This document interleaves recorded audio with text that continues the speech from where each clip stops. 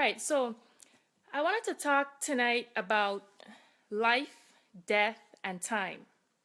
Life, death, and time. Because it's hard to talk about life if we don't talk about death as well, right? Because we know that if we live, we're going to die. We know that everybody who's living, we are spiritual beings. We're spiritual beings who are having a physical experience in terms of the body that we're given, the family that we're born into, but we know on a deeper level that we're more than just what we see in the mirror. We're more than just our physical appearance or our physical look or our body, that we have a spirit and we have a soul. And um, well, for me, that's what separates us from the animals, right? That's what separates us from the what's called the lower beings. We are considered the higher beings because we have a spirit and because we have a soul. And some people will argue different, and some people will say that animals have souls too. But I'm not really trying to get into that argument right now. I respect everybody's beliefs. I'm just talking about my experience and what I feel, right?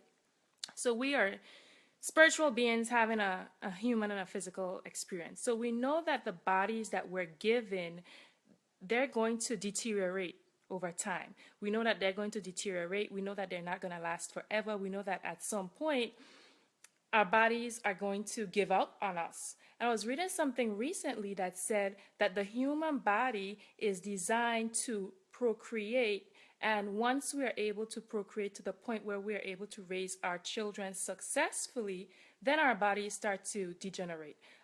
As you know, with older people, sometimes one organ goes bad, another organ goes bad. They have complete organ failure, and then, of course, if there's complete organ failure, death usually occurs shortly after. And so we know that we're going to die. I think everybody has agreed with that and everybody says that. But death is still so hard. Death is still so hard. We know that we're alive. We know that the people that we love are going to die. We know we're going to die. We all know it, but it's hard. It's a loss because we've come to love certain spirits. We've come to love certain people. We've come to look forward to having them in our lives, right? And we also often said life is short. Is it? Is life short really? Or is it long? What are your feelings on it? I would say life is short, and the reason is there's nobody who has died or passed away that I've felt, oh, I would have liked less time with them. No matter how long they lived, I always feel like they should have lived longer, right? We don't want our parents and our grandparents to die, or our cousins and our aunts and our uncles. And we don't want them to die. We want them to live on. And if it was up to us, if it was up to me, my family would live on forever and ever and ever and ever. But we know life is short because it's only given to us for a period of time. And after that time, it's going to go. And for some people, it goes a little bit earlier than others. And many of you may be wondering, well, where I'm going with this and why I'm talking so much about death. Well, some of you may know that I lost an uncle recently. As a matter of fact, today makes an exact week that I lost my uncle. And a few hours after I lost my uncle, my cousin lost her husband. So within a matter of hours, our family experienced a significant loss of two lives. Again, we know that we all will die, but that doesn't help during a time of grief. That doesn't help when we lose someone, knowing that the flesh is weak and that at some point we're going to go. So we just established that life is short because we're never going to have our loved ones for long enough. We've just established that we're going to die at some point. Our loved ones are going to die at some point, and that's probably going to hurt for all of us. The other thing I wanted us to explore was time. So we know that we're born. We know that we're gonna die, and then in between that birth and the time that we die, there's this thing called time. What is time to you? What is time to you? Because that's all we have. That's really all we have. We may think that we have houses, and we may think that we have cars, and we may think that we have all these different things, but all we really have is time. And what we do with our time is what's important. And most of the times, people who have reached a point in their lives where they're about to die, they've always looked back and said that of the things that were most important to them, building relationships were most important. Spending time with loved ones, making sure that their families were happy, laughing, having a good time. Those were things that they reported at the end of their lives as being the most meaningful. So, what is time? What is time? What do we consider time? We are now governed by 24 hours. Everybody says time is short or time is long. Some people say time is short, some people say time is long. On a Monday, time feels pretty long, right? But it's the same 24 hours that we have on our Saturday. Isn't that true? But on a weekend, time seems to be going by really quickly. So what is this thing called time?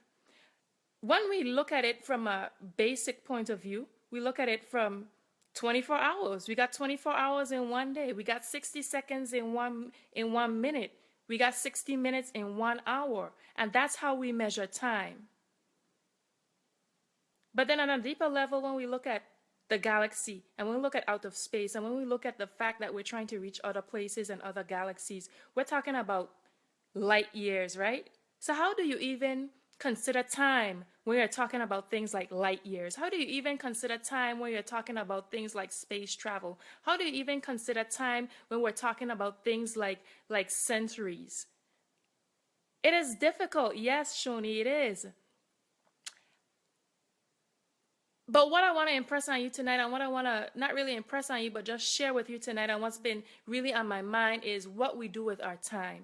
Because that's what's important. That's what's going to matter in our lives. That's what's going to matter in the lives of the people we love. And at the end of the day, that's all we have. That's all we have. So I hear people say that they don't have enough time. Why not? They don't have enough time to pursue their goals and dreams. Why not? They don't have enough time to spend with loved ones. Why not? They don't have enough time to follow up on the things that they want to. They don't have enough time to fulfill their purpose. They don't have enough time to call the people who they love. They don't have enough time to go back to school. They don't have enough time to spend with their children. They don't have enough time. And now that I'm grappling with death, and now that I'm looking at all how fleeting life is, and death is inevitable, and the only thing that we have is time, why do we always say we don't have enough? Time isn't short, time isn't long, time just is. Time just is. And the same time that was given to me is the same time that was given to you. It's the same time that was given to Oprah Winfrey. It was the same time that was given to Barack Obama. We got the same time if we're using measurement. We got the same 24 hours. We got the same 24 hours in one day, right? We got the same 30 or 30, how many days in a month? Whatever, 28, 30 days. But you get what I'm saying. We got the same time. So how is it that some people complain about time not being enough, and as an excuse for not loving the people that they need to love, as an excuse for not fulfilling their goals and dreams, as an excuse for not fulfilling your purposes, while there are other people who have the same time who are able to fulfill their potential over and over and over again and continue to fulfill their potential beyond what they imagine, beyond what anybody ever imagined for them. When we look at it that way, then what can I say? The rest of us who say that we don't have enough time, we're just making excuses. We're just making excuses if we say that we don't have enough time to call our parents. If we're saying that we don't have enough time to spend with our families and loved ones. If we're saying that we don't have enough time to go back to school to get the degree that we need to get the job that we want. If we're saying that we don't have enough time to fulfill our purposes, we're making excuses. And so we established earlier that life is short. We established earlier that death is inevitable. And we just established that time is. Time is neither long, it's neither short. It just is. It's something that we have every time we wake up in the morning. It's something that we have right now to enjoy in the present. And I just want to impress upon all of you all, because we know death is inevitable and we know life is short, to make the best use of your time. Do whatever it takes to ensure that you build the relationships that are necessary. Do whatever it takes to make sure that you are living in your purpose, that you are following your calling. Do whatever it takes to ensure that your time on earth is not in vain. Do whatever it takes to make sure that you are making a difference. There's a quote that says, "It's not the matter of years in your life that matters. It's the number of life in your years." How much life are you putting in your years right now? How much life are you putting in your years? Are you making your years count? Are you making sure that you're doing what you need to do to fulfill your destiny, that you can leave a legacy and you can leave something lasting on this earth?